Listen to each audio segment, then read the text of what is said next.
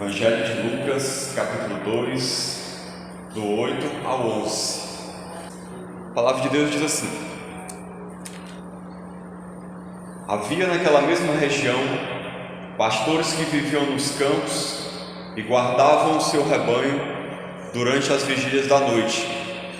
E um anjo do Senhor desceu aonde eles estavam, e a glória do Senhor brilhou ao redor deles. E ficaram tomados de grande temor. O anjo, porém, lhes disse: Não temais, eis aqui vos trago boa nova de grande alegria, que será para todo o povo. É que hoje vos nasceu na cidade de Davi um Salvador, que é Cristo, o Senhor. Amém.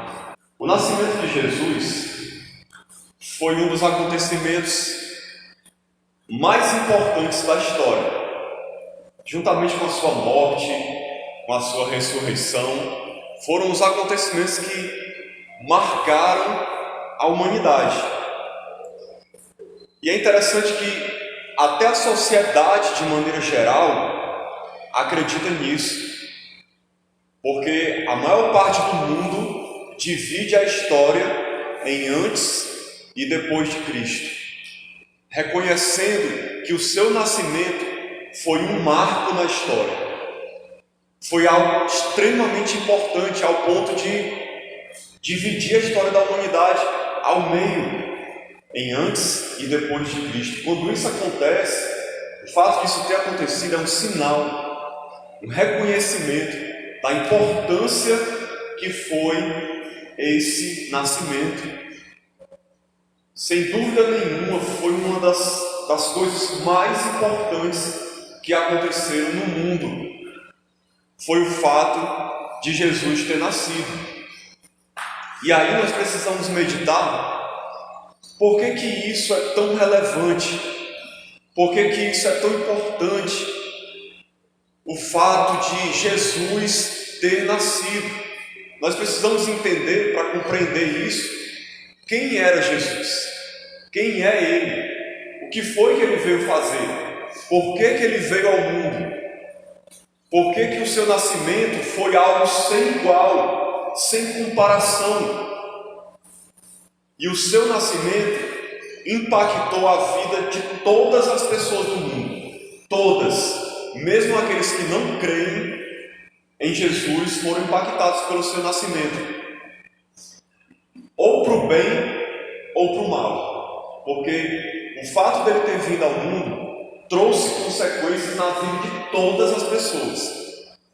Independente de você crer ou não, a sua vida, ela muda e vai tomar um destino de acordo com a maneira como você enxerga quem é Jesus e por que Ele veio a esse mundo.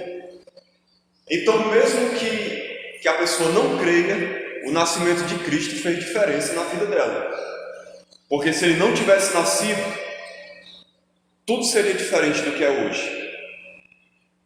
Nós vemos aqui no texto que o anjo diz assim: Não temais, eis que vos trago boa nova de grande alegria. Boa nova, para quem não sabe, é uma boa notícia. Na verdade, foi a melhor notícia que o mundo já recebeu. Foi essa notícia anunciada pelo anjo, de que Jesus nasceu. Não houve notícia melhor. O povo judeu já esperava por isso há muito tempo.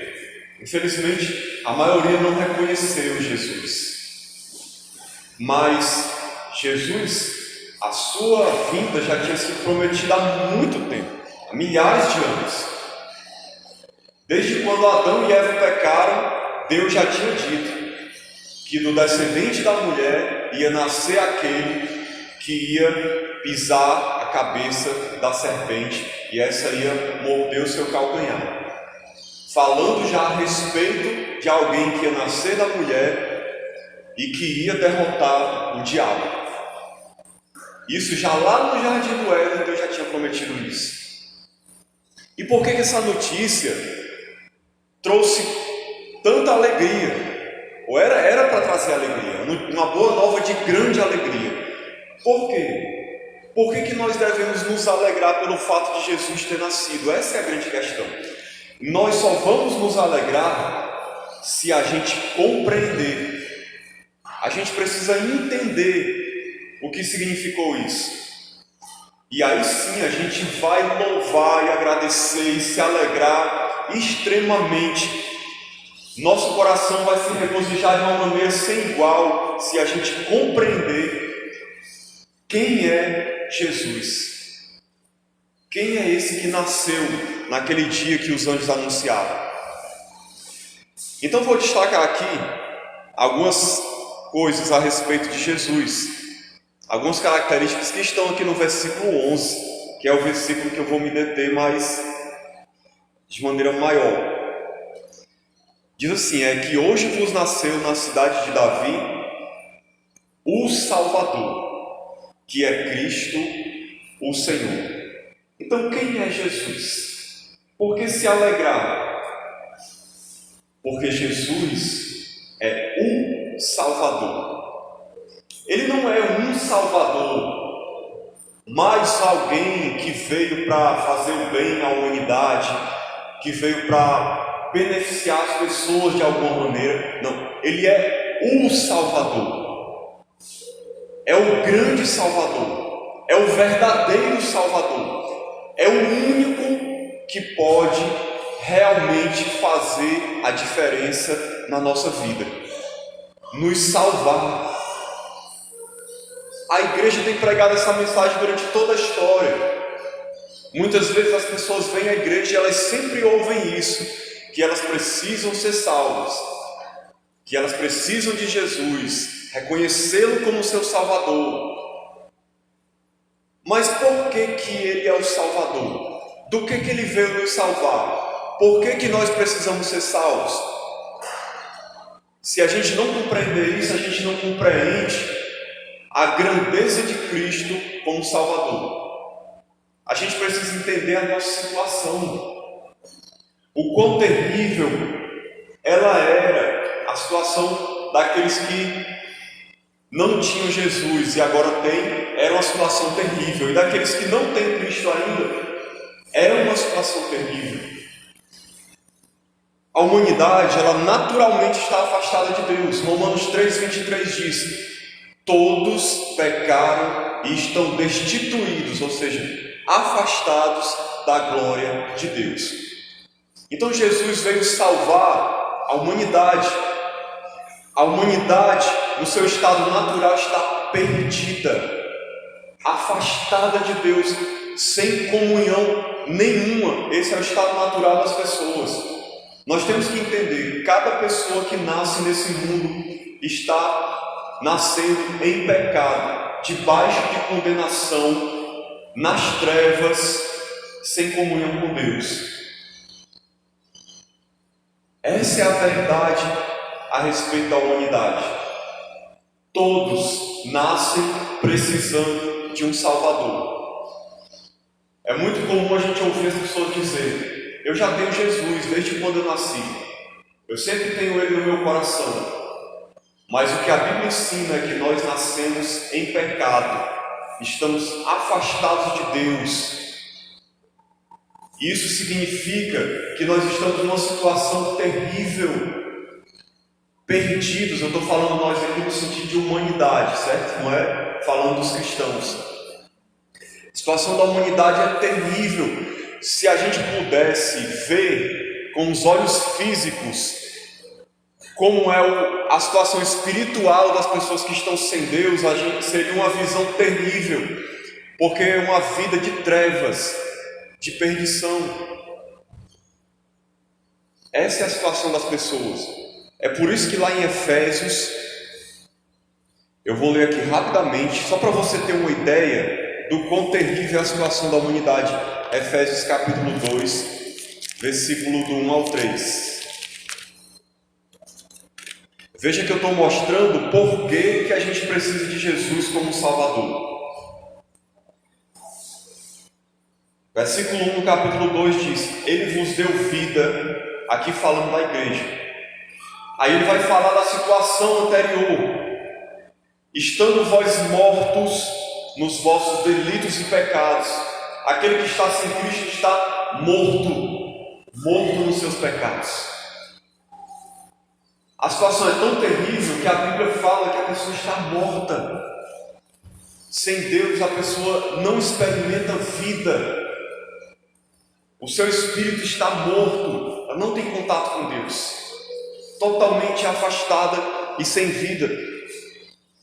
Nos quais andastes outrora, segundo o curso deste mundo, segundo o príncipe da potestade do ar, do espírito que agora atua nos filhos da desobediência, entre os quais também todos nós andamos outrora, segundo as inclinações da nossa carne, fazendo a vontade da carne e dos pensamentos, e éramos por natureza filhos da ira, como também os demais.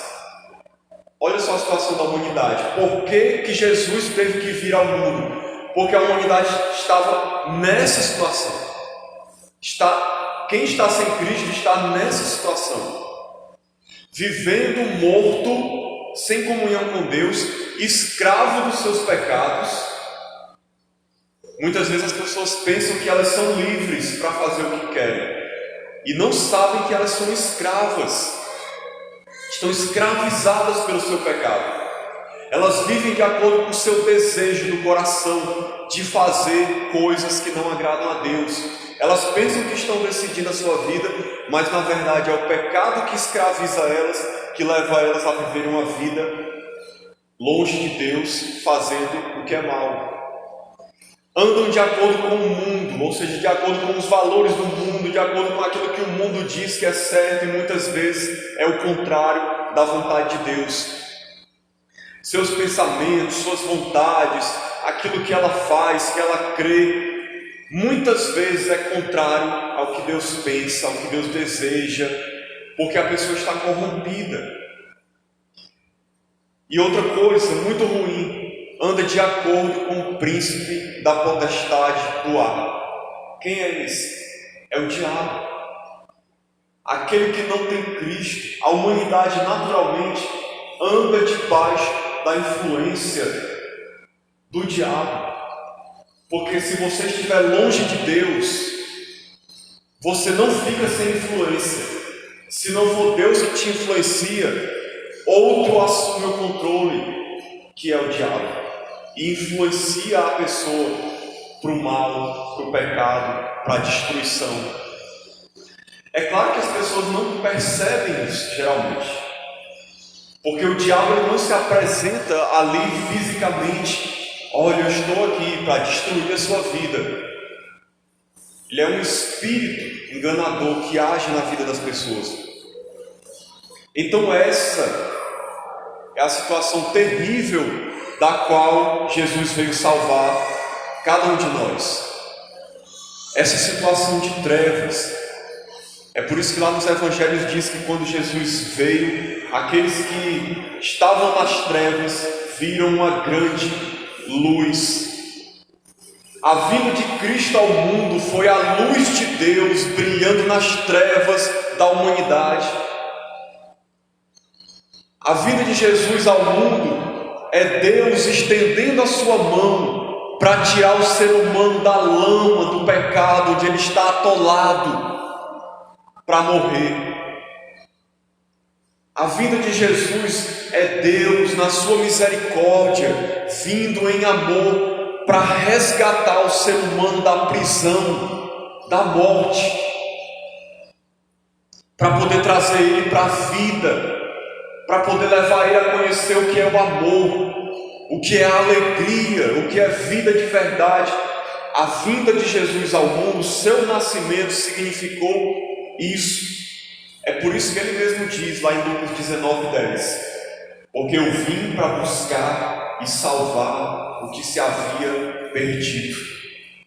A vinda de Jesus ao mundo como Salvador, é por isso que o anjo disse que ele é Salvador, porque ele veio para resgatar, para nos tirar da vida miserável que a gente se encontrava e que muitos se encontram ainda sem Deus, perdidos, sem saber o que é o amor, sem saber o que é ter uma vida de verdade, sem saber o que é verdadeira alegria. Foi a missão de Cristo como Salvador. Imagine um ser humano que esteja vivendo, por exemplo, pegando uma situação no cotidiano para a gente compreender, como tem muita gente vivendo assim, no vício, e aí está lá, às vezes numa boca de fumo, algum lugar assim, vivendo uma vida degradante, usando drogas, todo sujo, imundo, escravizado, sem dinheiro, sem nada, sem saúde, sem paz, sem alegria. Essa situação é uma ilustração perfeita da situação da humanidade.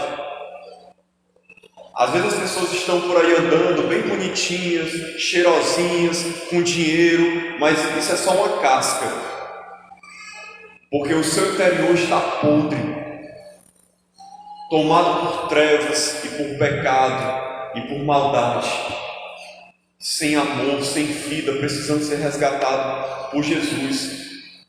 Então ele veio para nos salvar disso, da morte espiritual, da condenação eterna, como diz lá em João 3,16, porque Deus amou o mundo de tal maneira que deu o seu único Filho, para que todo aquele que nele crê não pereça, ou seja, não morra, mas tenha a vida eterna. Como a palavra de Deus diz, aquele que não crê em Jesus, ele já está condenado. Ele já está debaixo de condenação. Ele não vai ser condenado, ele já está.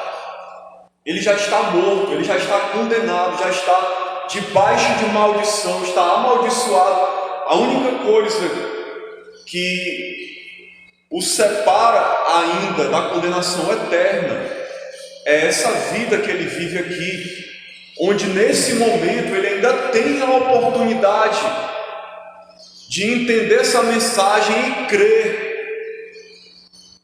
e segurar na mão de Deus que está estendida para ele e dizer: Senhor, me tira dessa vida miserável e me dá uma vida de verdade, porque eu não quero ser condenado. Eu não quero estar longe de Ti por toda a eternidade. É a única coisa que ela precisa fazer, é estender a mão, enquanto a mão de Deus está estendida para ela, querendo tirar ela da lama. Mas vai chegar um dia que essa mão vai se recolher, não vai haver mais oportunidade. A oportunidade é hoje, de reconhecer que Jesus veio ao mundo para salvar e acreditar nele. Hoje é o dia da salvação. É por isso que a Bíblia diz: hoje, se ouvirdes a minha voz, não endureça o seu coração. Não endureça, ou seja, amoleça o seu coração. Ouça e creia. Nós estamos hoje aqui, irmãos, a gente não sabe nem se a gente vai chegar na nossa casa. Nós não temos essa certeza, essa segurança de nada. Nós sabemos que nós estamos aqui nesse momento agora, nós não sabemos do amanhã. A misericórdia de Deus está estendida hoje. Hoje é o dia da salvação. Jesus também, para finalizar, vou dizer isso aqui: ele não é só o Salvador. O anjo também falou que ele era o quê? É o Cristo, o Senhor. Cristo significa o Messias, o ungido de Deus. Era aquele que foi consagrado por Deus, ungido, separado para ser o Salvador da humanidade, o qual o povo de Israel esperava há muito tempo. Interessante que eles esperavam o Messias, mas a palavra de Deus diz que ele veio para o que era seu, mas os seus não o receberam. Esperaram milhares de anos. Quando Jesus veio, eles rejeitaram. Mas o que a Bíblia diz? A todos quantos o receberam, deu-lhes o poder de serem feitos filhos de Deus, a saber, aos que creem no seu nome. Aquele que recebe o Salvador é feito filho de Deus. E ele diz que Jesus, ele é o Senhor. O que significa isso? Jesus é aquele que governa e tem autoridade sobre tudo e sobre todos. Esse menino que estava nascendo nesse dia aqui, talvez as pessoas olhavam e não conseguiam acreditar nisso. Mas aquele menino que estava nascendo ali, tão frágil, naquela manjedoura, ali era o próprio Deus encarnado numa pessoa humana, o Senhor dos senhores, o Rei de toda a terra, o governante de todo o mundo, que se encarnou e estava ali como um bebê. Parece uma contradição, mas essa é a verdade. Ele é o Senhor de todos. E é interessante a gente entender isso, porque ainda que a pessoa não o reconheça como o Senhor da sua vida, ele mesmo assim, ele é o Senhor de tudo e de todos. O que eu quero dizer? Que ele governa todo esse mundo, todas as pessoas estão debaixo da sua autoridade e do seu poder. A Bíblia diz lá em Hebreus que ele sustenta todas as coisas pela palavra do seu poder. Jesus, ele está no controle de tudo. Ele é o Senhor de toda a terra, de todas as pessoas. Ainda que alguém não reconheça como Senhor, ele não deixa de ser Senhor. Por isso que a Bíblia diz lá em Filipenses que quando ele voltar na sua glória, com os seus anjos, escrito ali na sua coxa, Rei dos Reis e Senhor dos Senhores, o que a Bíblia diz? Todo joelho se dobrará diante dele, e toda língua confessará o seu nome, porque ele é o Senhor. Isso não significa que todos vão ser salvos, significa que todos ali vão se prostrar diante dele, quer queiram ou não, reconhecendo a sua glória, porque a glória vai ser tão grande que todos vão se dobrar diante dele, reconhecendo que ele é o Senhor. Agora a grande questão é: se você reconhece ele como seu Senhor ou não. Essa é a grande questão. Ele veio, ele nasceu, ele é Senhor. Mas será que eu o reconheço como Senhor? É isso que vai fazer a diferença. Porque Jesus nasceu e ele domina sobre tudo. E ele não apenas nasceu, ele morreu, ele ressuscitou, ele subiu para a glória dos céus e ele está assentado à direita do Todo-Poderoso, reinando e governando. Ele é Senhor. Agora o que ele espera das pessoas da humanidade é que nós o reconheçamos como Senhor da nossa vida, porque é isso que vai fazer a diferença na minha vida e na sua, é se eu reconheço ou não. Porque se eu não reconhecer que ele é o meu Senhor, eu vou continuar sendo servo. É interessante isso. Se eu não reconhecê-lo como Senhor, eu vou continuar sendo servo, eu vou continuar sendo escravo, mas não dele. Eu vou ser escravo do pecado, do diabo, desse mundo, e no final vou ser condenado, mas eu não vou deixar de ser servo. Interessante isso, porque as pessoas pensam: não, eu não quero Jesus como Senhor, porque eu quero ser livre, eu quero fazer o que eu quiser, eu sou o dono da minha vida. Isso é enganação. Você não é dono da sua vida nada, você não tem liberdade nenhuma. Se você não reconhecer Jesus como Senhor, você continua sendo servo e escravo por toda a vida. Nós, como seres humanos, nós somos escravos por natureza, servos. A grande questão é: de quem é que a gente vai querer ser servo? Quem é que a gente quer que seja o nosso Senhor? Nós temos de um lado o Senhor Todo-Poderoso, Deus que governa toda a terra, que é todo cheio de bondade, de amor, de misericórdia, de graça, que só quer o nosso bem, que só quer nos abençoar, que quer nos levar para o céu, que quer nos dar uma vida maravilhosa, que quer nos encher de alegria, de bênçãos, que quer nos perdoar, quer nos salvar, quer nos dar uma vida maravilhosa aqui e no final a vida eterna. De um lado tem esse Senhor e do outro lado tem o pecado.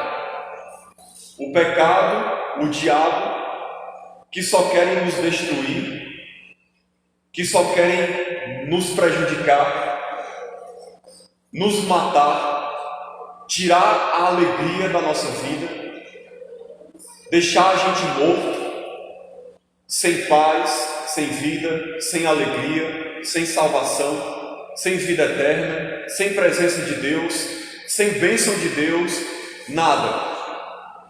A única coisa que esses senhores dão para os seus servos, o senhor pecado, o senhor diabo, é morte, é destruição, é tristeza, é dor. É só isso que eles têm para oferecer. Então hoje, Jesus nos chama a escolher. Assim como Josué disse para o povo: escolham hoje a quem vocês querem servir, mas eu e a minha casa serviremos ao Senhor. Mas nós temos a escolha. Deus veio, nasceu, morreu por nós, Jesus ressuscitou e nos chama para que nós sejamos os seus servos. E não só servos, amigos, filhos, mas a decisão é nossa. Hoje nós estamos ouvindo a voz de Deus aqui. Não, é só um homem que está falando aí, é só um irmão. Eu estou pregando a palavra de Deus. É o Espírito Santo que fala aos nossos corações. E Ele está dizendo para você: o que você vai querer? Qual é a sua decisão? Que vida que você quer ter? Hoje eu estou te oferecendo aqui uma nova vida, uma nova história, uma vida de verdade, com alegria, com paz, com perdão, uma vida de bênção e não de maldição. O que é que você deseja? O que é que você quer? Muitos, infelizmente, estão escolhendo a morte, escolhendo a vida de falsa alegria que o mundo dá, com suas festas, com seus prazeres. Eu já experimentei isso. Eu conheço o outro lado. Eu não nasci na fé. Eu pensava que a minha alegria era ir para uma festa, ficar a noite toda farreando, bebendo e atrás de mulher. E no outro dia, eu acordava e percebia que o vazio dentro de mim continuava do mesmo jeito. Eu não tinha uma vida de verdade, eu não tinha uma alegria verdadeira. É essa vida que muita gente quer. Pensa que tem alegria, mas não tem. Pensa que tem vida, mas está morto. Pensa que tem paz, mas seu coração é inimigo de Deus. E eu lembro que eu pensava assim: eu não vou para a igreja. Se eu for para a igreja, eu não vou poder fazer isso, não vou poder fazer aquilo. Eu vou ter que deixar de ir para tal lugar. Eu não vou mais poder viver assim. Eu vou ter que viver desse jeito. Eu pensava que eu ia viver uma vida terrível na igreja. Quando eu me converti, irmãos, quando eu experimentei o amor de Deus no meu coração, a paz, a alegria que Ele dá, aquilo tudo para mim que eu pensava que ia ser uma perda, agora eu falo como Paulo, né, que eu pensava que ia ser uma perda, aquilo virou lixo. Lixo para mim não significava mais nada. Descartei sem nem pensar toda a vida de prostituição, de bebedeira, de farra. Tive nem dificuldade, não vou mentir para vocês, porque quando você é enchido da alegria de Deus, da vida de Deus, da paz que Ele dá, por que eu vou escolher a morte, a vida de destruição que o mundo oferece? Não fazia sentido mais. Então, quando você entrega a sua vida a Cristo, você vê a diferença que isso faz, Ele ser o Senhor da sua vida. Então o meu desejo para cada um de nós aqui é que esse Natal, esse momento de celebração de Natal, seja um momento onde cada um possa experimentar a alegria de ter Jesus nascendo, em certo sentido, no seu coração, e você nascendo para uma nova vida, porque Jesus nasceu, mas Ele quer fazer cada um de nós nascer também, nascer de novo, para ter a vida eterna. Então que Deus nos abençoe, em nome de Jesus.